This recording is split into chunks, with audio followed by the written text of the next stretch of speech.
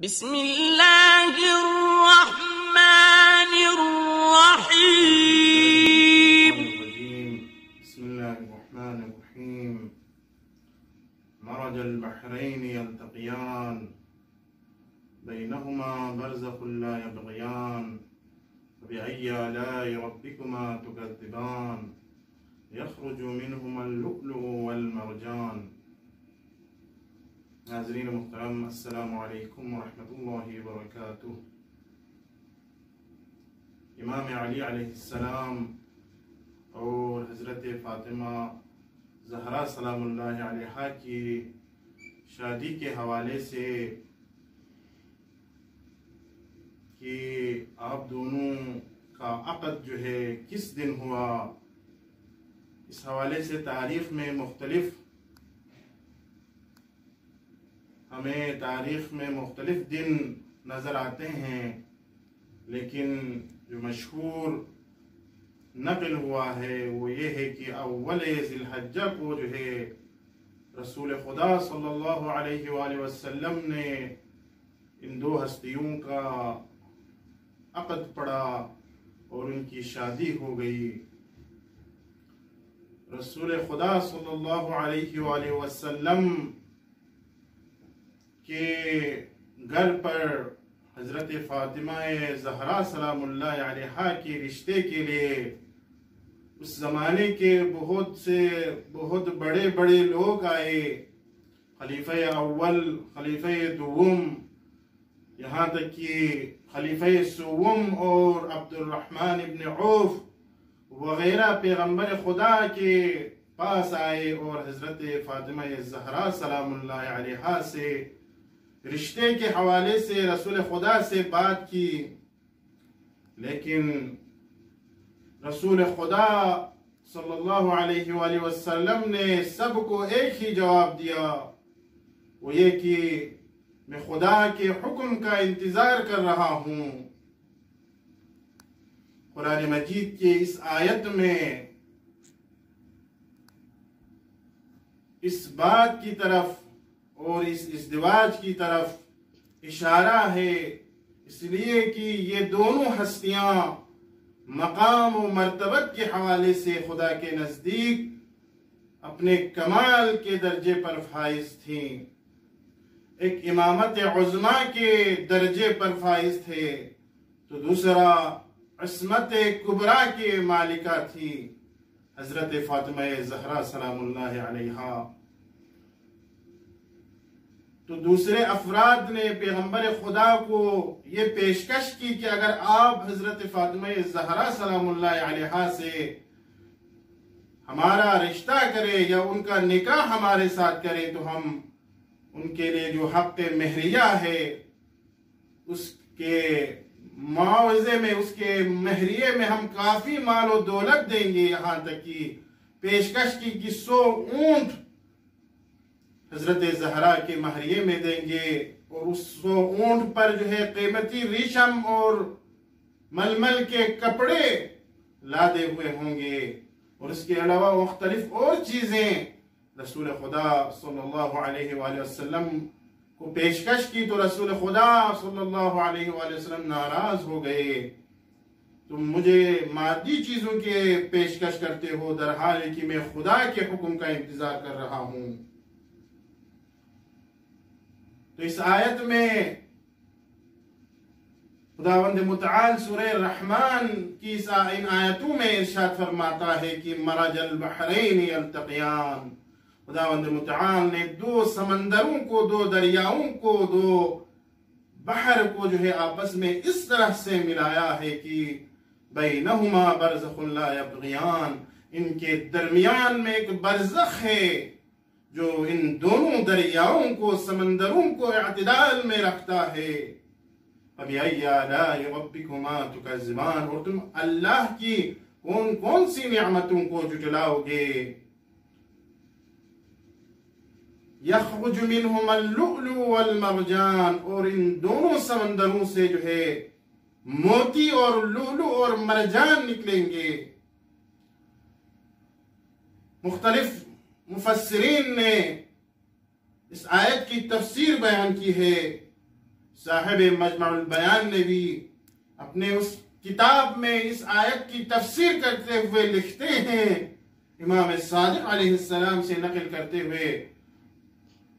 فرماتے ہیں کہ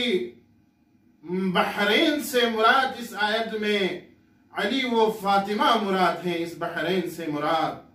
اور برزخ سے مراد جو ہے رسول خدا ہیں، یخرج منہم اللؤلؤ والمرجان، اور لؤلؤ سے مراد جو ہے امام حسن مجتبی ہیں، اور مرجان سے مراد امام حسین علیہ السلام ہیں۔ تو یہ ایسی ہستی کی شادی کے بارے میں کہ جن کا پورا انتظام خداوند متعال کی طرف سے ہو،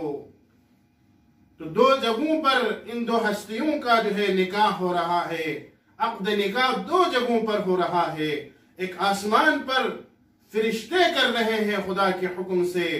اور ایک زمین پر رسول خدا مسجد میں جو ہے اصحاب کو انصار کو جمع کر کے علی اور فاطمہ کا عقد پڑھ رہے ہیں۔ زمین سے زیادہ آسمان پر خوشی منا رہے ہیں۔ خداوند متعال تمام فرشتوں کو، جو فرشتے جو جنت میں ہیں اور وہ فرشتے جو جنت کے باہر ہیں، سب کو حکم دیتے ہیں کہ جنت کو جو ہے چراغاں کیا جائے،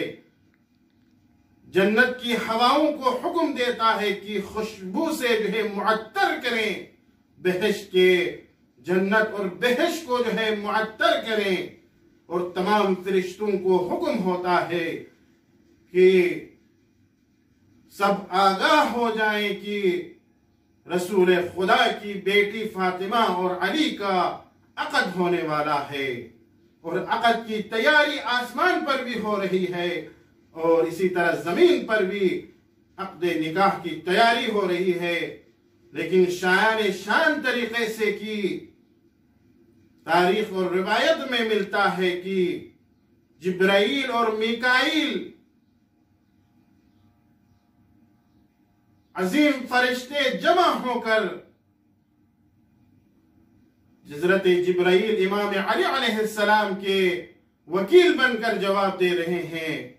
اور حضرت میکائیل رسول خدا کا وکیل بن کر حضرت فاطمہ الزہرا سلام اللہ علیہا کی طرف سے جواب دے رہے ہیں اس عقد نکاح میں۔ اور روایت میں ملتا ہے کہ فرشتوں میں سے جو سب سے زیادہ بلیغ اور فصیح جس کا جو ہے پڑھتا تھا، بہت زیادہ فصیح اور بلیغ تھا، اس فرشتے کا نام راحیل تھا۔ خدا کا حکم ہوتا ہے کہ اس نکاح کو، اس عقد کو پڑھ لے۔ اس طرح آسمان میں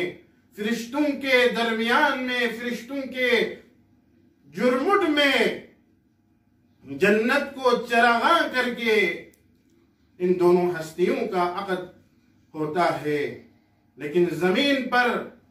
رسول خدا جو ہے حکم دیتا ہے بلال کو، اے بلال جا کر انصار اور مہاجرین کو جمع کرے، تمام اصحاب کو جمع کرے مسجد میں علی اور زہرا کا نکاح کر رہا ہوں۔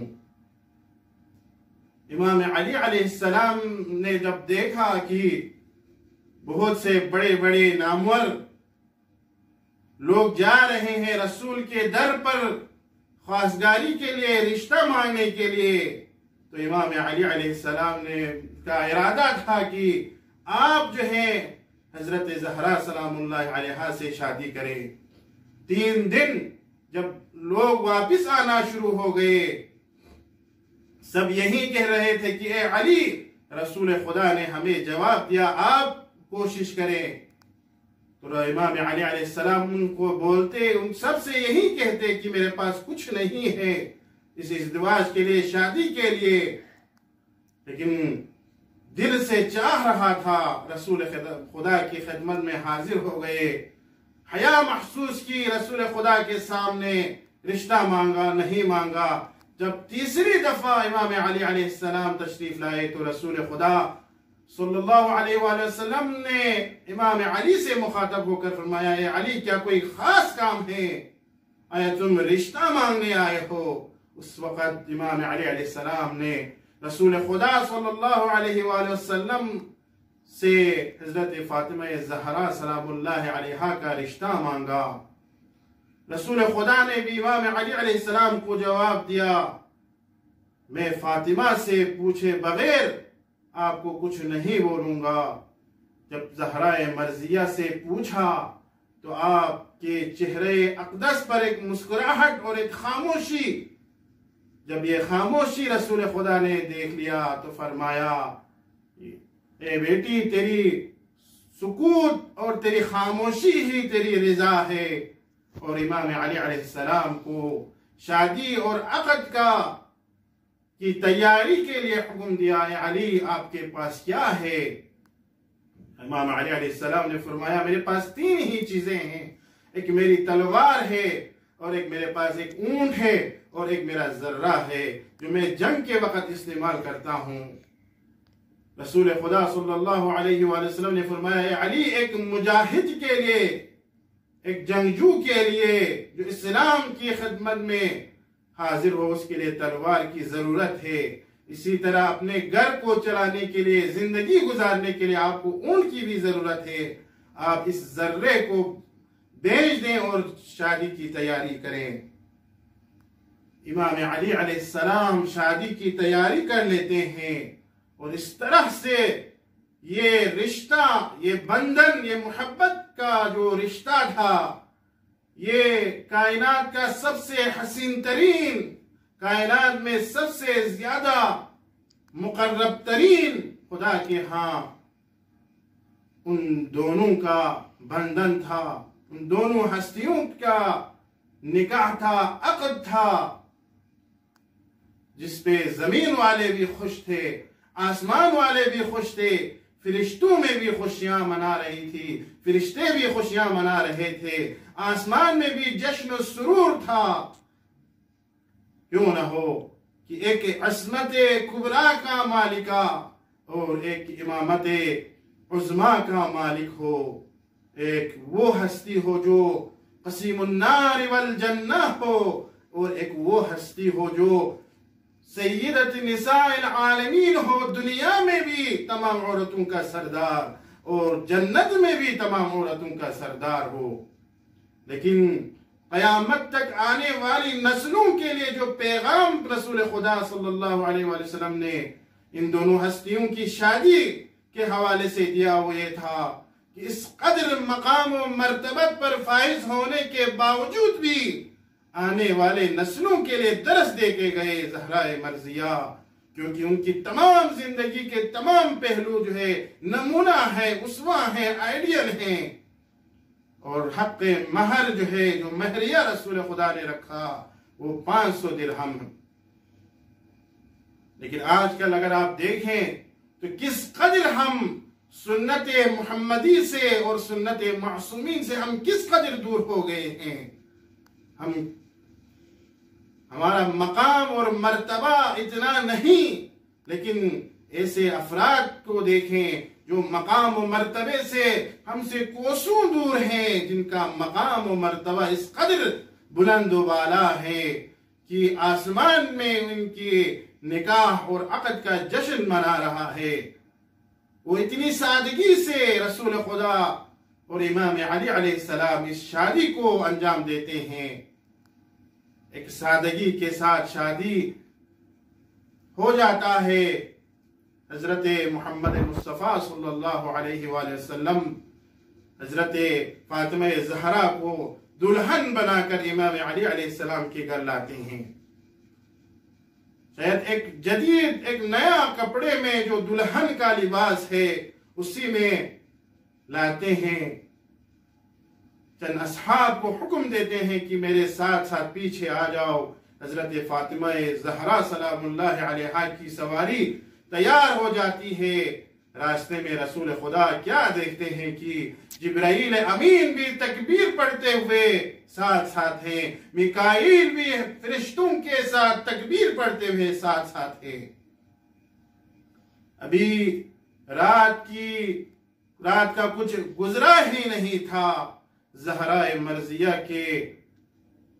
دروازے پر دستک آتی ہے۔